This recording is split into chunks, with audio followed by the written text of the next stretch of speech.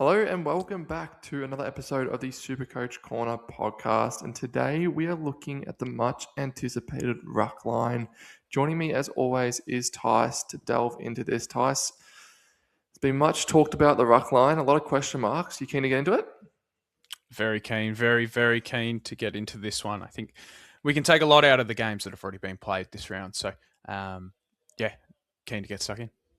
Perfect. Good to hear, mate. Well, firstly, before we get into the players themselves, just shout out our socials. If you aren't already following us, go over. We've got some more content coming out there as well. So some more in-depth looks into specific players or roles you might want to get your hands on. And we also do still have the unlimited leagues and the cash leagues with a couple of spots left. So shoot us a message if you are keen to get in that before round one starts, obviously on Thursday with Richmond and Carlton. So reach out if you have any questions, but we'll jump straight into it, Tice. Into the rookies, and obviously with the ruck rookies, they are usually few and far in between each year, but this year we seem to have our hands on a pretty good one. Yeah. Lockie McAndrew from Adelaide is definitely one that looks like he's picked his way in front of Riley O'Brien as the number one ruck at Adelaide, and I think that is for good reason. Just being more of the tap ruckman and how the new ruck rules are shaping out to be and get around a bit better, whereas Riley O'Brien's more of that wrestling ruckman. So I think the new rules really favour McAndrew, and if I see him lining up as R1, no Riley O'Brien in the team, I think I'm going to pick him as my R2 in SuperCoach. Yeah, same. I think there's so many question marks surrounding the ruck line, and I just couldn't put my finger on it. And it just feels like McAndrew has just been the biggest blessing here. He's just allowed us to have a lot more flexibility in that line. And we'll get to the primos obviously in a second, but you don't have to take two risks on those guys where we're not 100% sure. Where you got this guy who should score pretty well because most rucks do. And you can make some cash there and give you a bit of time to look at the rest of the field. So, yeah, for me, McAndrew is a lock at R2 at this stage, as long as he's playing, which it looks like he will be. Yeah, definitely. And like touching on that, with the new ruck rules, it's easier to, why not just like not go the two premium ruck and see how the ruck rules sort of shape up with after a couple of rounds, see who's going to be affected by the scoring, who's going to benefit from the new rules, who's going to hamper from the new rules. You only need to take the risk on one of the premium rucks. I really like the fact I can wait and see how the scoring develops from these new rules, which we do see is going to, we assume is going to affect some of the top end rucks, which we'll get to. Some other rookies that are in the ruck line. A lot of people are pretty hot on Liam Reedy as the R3. Didn't do too much in terms of scoring on the Thursday night game against Sydney. Are you scared off of it now? A little bit. Yeah, I don't know. If he's playing, he'll still be in my calculations, but I don't expect much. I don't think the job security is great. Like Hudson O'Keefe was an emergency, and they're pretty like for like in that, key forward second ruck setup. So, yeah, if I'm picking him, it's not with much confidence. I like the price and the DPP, obviously, but yeah, the scoring, I don't think there'll be much output from him. Yeah, see, I'm not actually too scared off by it. Like the 31's not a great score, but he attended 32 ruck contests and Mark Pitnett attended 62. But they ended up with the same hitouts at the end of the game. And I think that's just a big win because Reedy was going up against Grundy in a lot of them as well. It's not just saying that, like Pitto was the number one ruck. He was going up against Grundy the most. And then Reedy was definitely second ruck. But he fought Grundy in some of them. I thought he was all right. Probably not the hitouts to advantage that we wanted, which provide that good scoring. I feel like they will persist with him. Pitnett kicked a few goals, so does that mean he can float forward more and they can trust Reedy in the ruck more because he's, the better tap ruckman? I don't know. I'm not as cooled off of Liam Reedy as other people are. A lot of people, if they're jumping off Reedy, it's to Kalani White to have a loop option and save 20k. I'd rather spend the 20k and have hopeful cash generation at some points throughout the season with the loop than save 20k and, possibly miss out on some cash generation that you definitely had last year with Archer Reed. So it definitely shows that you can persist with some of these guys. Yeah. I think I'd definitely rather spend the extra 20k, like you said, and just to take the punt. And there's other guys that you could take the punt with as well. We'll get to in a second. But yeah, I think you're better off with the hope that you could make some cash with them down the line, because who knows? It'll get to the point, around 8, 9, 10 where you want that extra 20k. And I had it in Archer Raid last year, which really helped. You can make a little bit of extra cash rather than having a dead rookie in your ruck line, which can hurt sometimes. We don't know how the rookie's going to be this year, and it might, be desperate in terms of cash. And if you had that little bit of extra cash from Liam Reedy or one of these next guys, it might be worth it. Speaking of the next guys, Tice, one with, I think, a lot better job security than Reedy, same DPP, but a lot more expensive, is Cooper Duff Tyler. Any interest there? Is the price just too hard to go? Yeah, price is too high. You're buying a key forward's second ruck. He plays more of that key forward more than Liam Reedy does, like second ruck.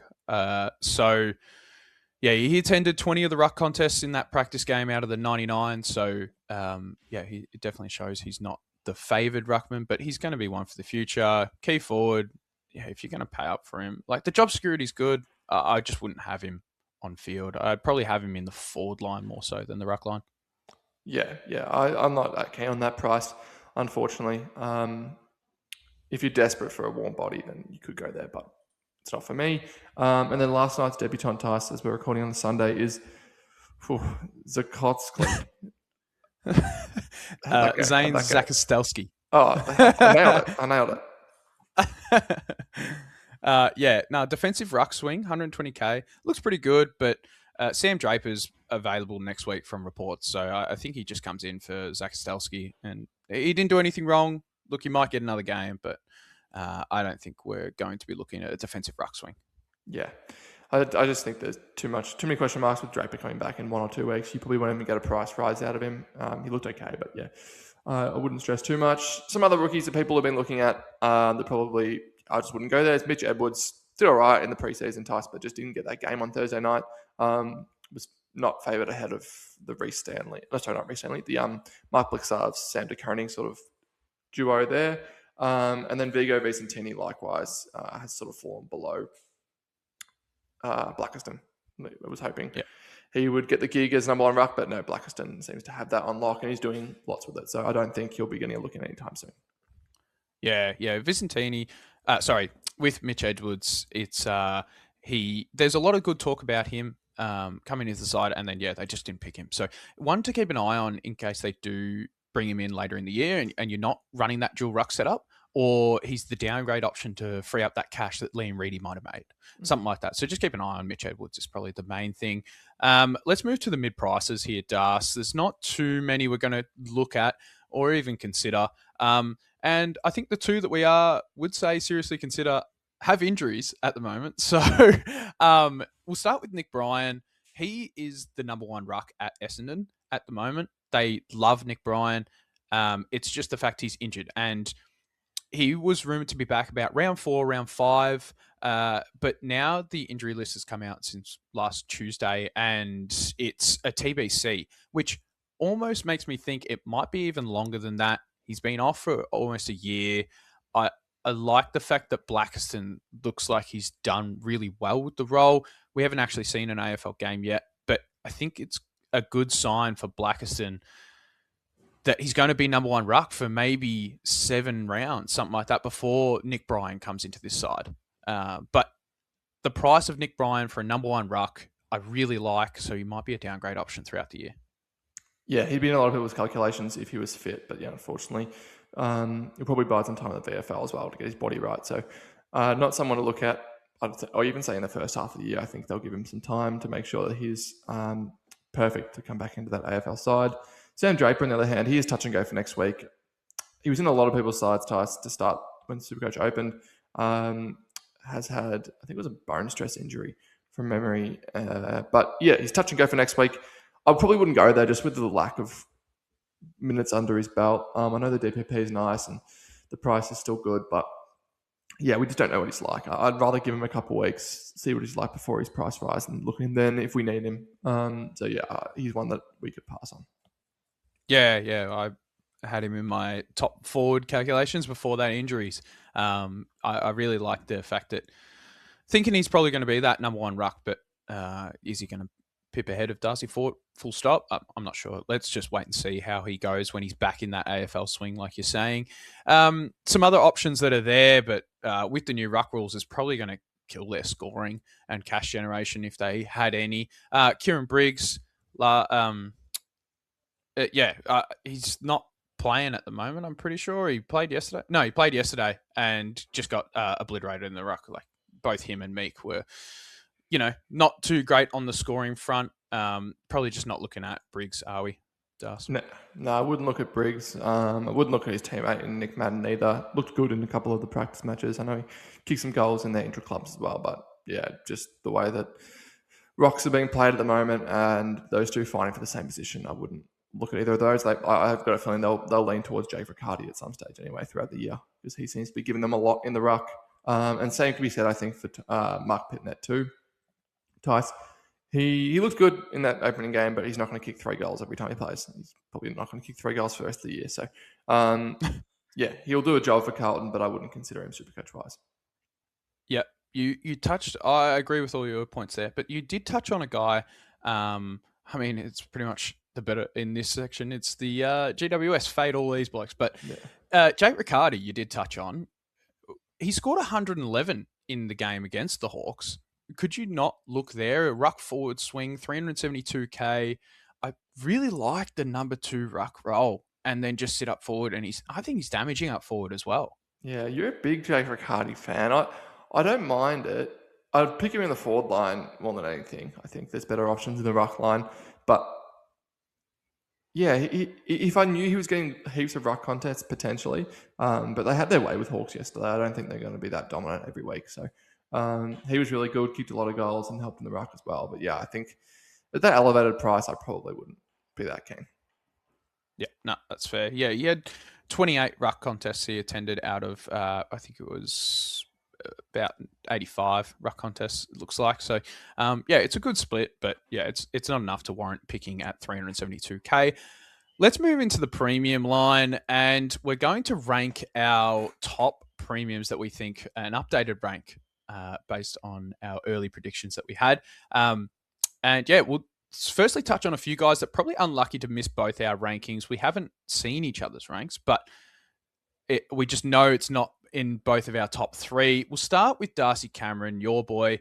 I think he's in for a big year. He was really stiff to miss my top 3, I reckon. So, yeah, I don't hate the pick in Darcy Cameron. We get to see him today against Tom De Koning and Roel Marshall, which I really like, and see how he fares against them. Would you consider Darcy Cameron if he pumps out like a 120?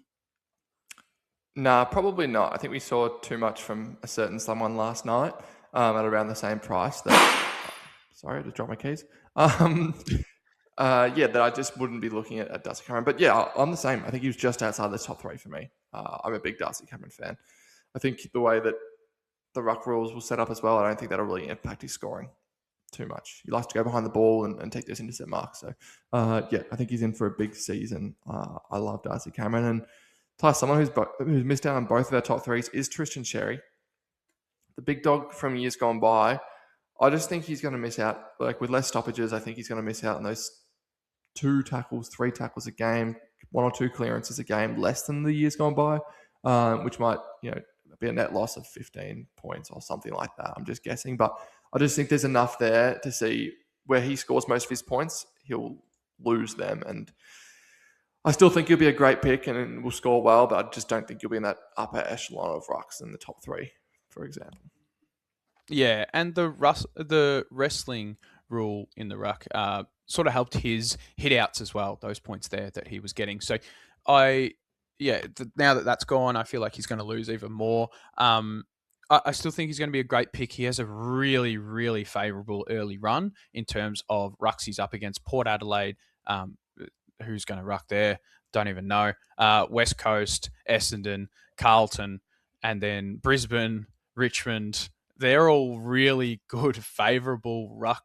You could keep going. GWS, Geelong, before he even hits Sydney. So that's the first 8 rounds. I feel like he's going to get on a tear early, but he's so expensive at 687K. I'm not picking it as just, I need a quick point injection for 8 rounds to throw 680K into and then punt him, because I wouldn't be doing that if he's on a heater, and I'd probably suspect I have other issues in my team. But yeah, it's probably easier to fade Cherry. He's one of the most expensive guys in the game, and yeah, we don't know how it's fully going to affect his scoring because we don't see him in opening round. Why not just go a little bit cheaper, or ones that we have seen already and know that it's going to favour their scoring?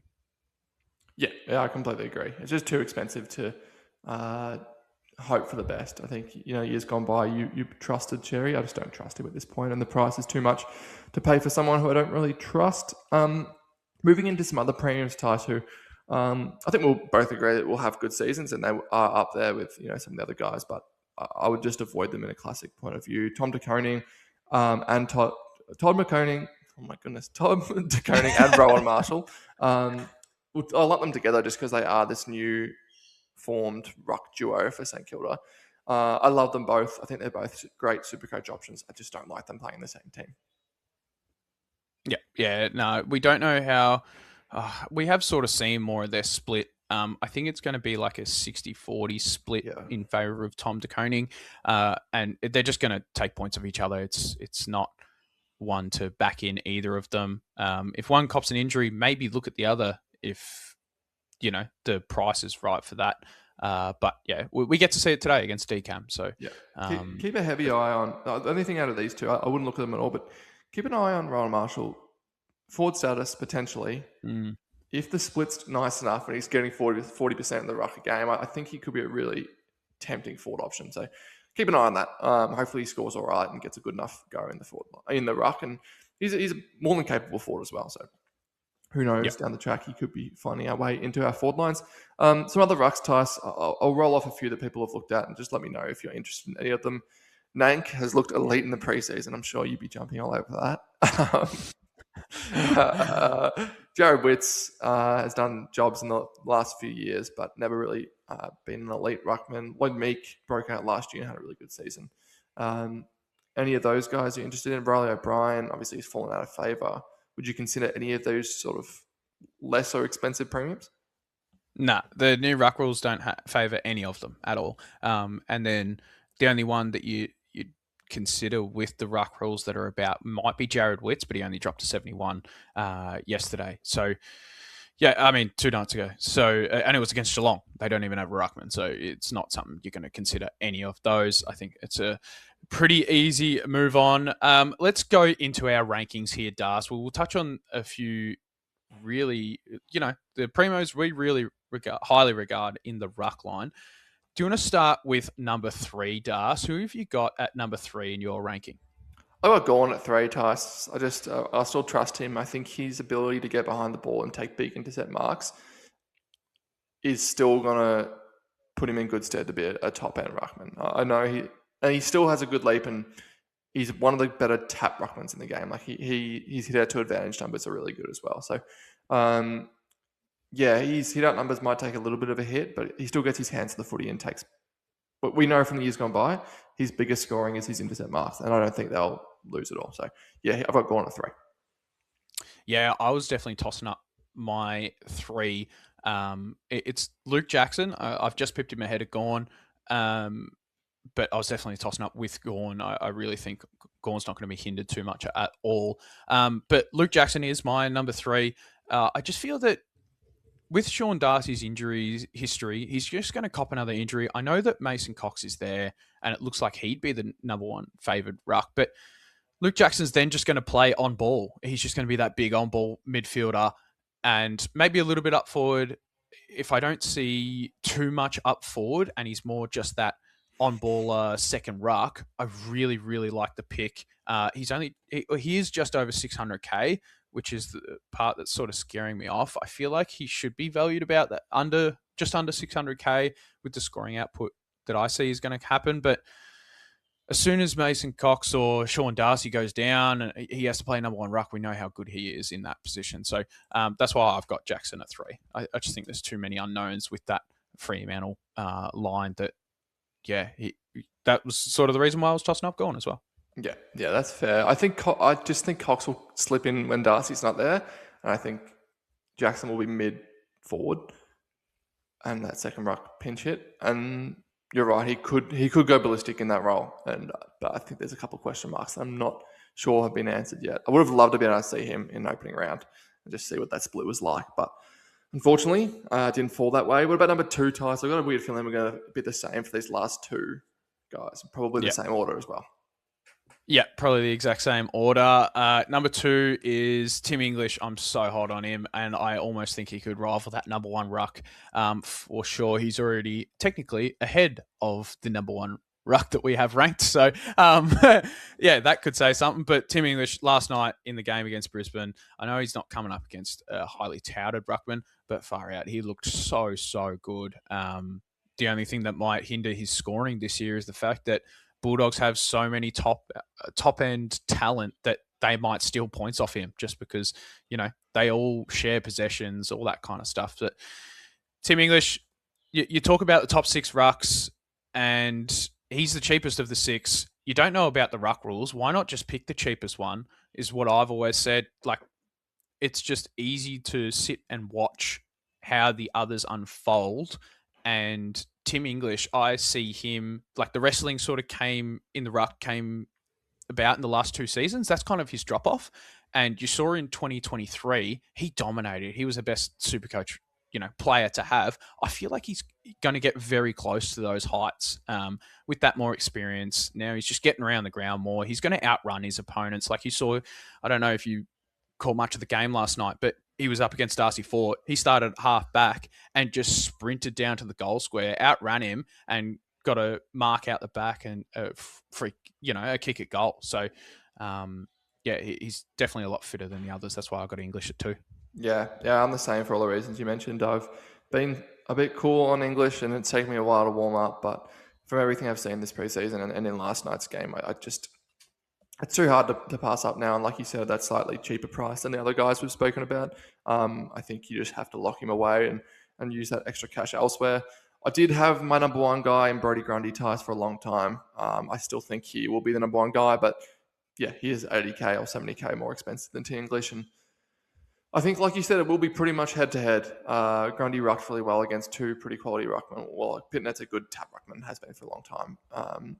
And Grundy, I think his score was a little bit, it didn't really reflect how good he was, I think, in that game. I scored 115-ish, but I thought he played really well. I think he's in for a huge year. I think the ruck rules don't impact his scoring. But he is that slightly elevated price. Well, not slightly elevated, very elevated price. Very elevated, yeah.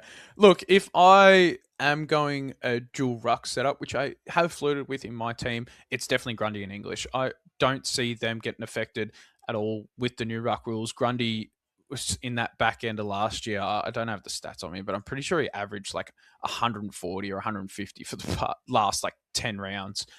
Something ridiculous like that. He just was astronomical in that run. Between round 21 and round 12, he didn't drop below 127. So he even had a big 200 in there, which was huge. And I don't see him slowing down from that. His form's just going to carry over into this season. They've got a better side. They're going to be really contending up the top. That means more scoring for their side. Usually the winning team gets more scores in SuperCoach because they've got the pill more. So, I really, really like it. And like you said, I think that 112 that he got doesn't reflect the game we saw against Carlton. So, I think he's just a genuine gun and definitely going to be one of those, top rucks, if not the top ruck, like we're saying. It's nearly close to back to the old days of Grundy, Gawn, set and forget in the SuperCoach classic sense. So, I really like it. I really, really like it. The only thing that's scaring me off is that early buy round. They've got a very heavy buy. In round 3, with Bulldogs, so Tim English, can you start them both? Then you've got both out for that round. And Gold Coast, everyone's looking at Noah Anderson, Petrarca, and then the Hawks. They're not too SuperCoach relevant, but a few very relevant SuperCoach sides on that round 3 buy. Yeah. It is a bit scary, but I think you just got to pick one of those guys because there's no point taking a risk with one of the guys you're not sure about. Pick one of the top end guys who you can hopefully keep in your side for the whole year. But that sums up the ruck line, Tice. It does feel like these questions have been answered slowly but surely throughout the preseason, giving a lot of people a lot more faith in what they can go into in round one in their ruck line, which is good. But thanks again for watching. Keep an eye out on our YouTube, Spotify for more episodes dropping shortly on the lead up to round one.